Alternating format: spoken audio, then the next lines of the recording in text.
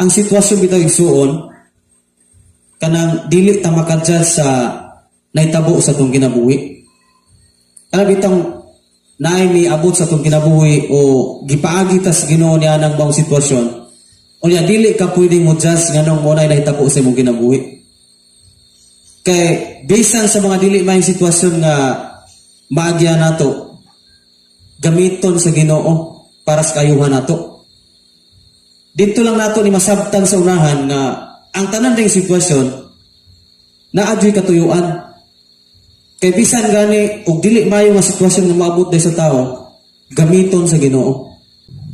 Munang ayaw gyud pagbasol, ayaw pagblame sa ubang tao o ayaw pagbagulbol nganong nahitabo ni sa kinabuhi. Kay wa ka kabalo basin sa unahan ana mo nay gamiton nga makabag-o sa imong batasan.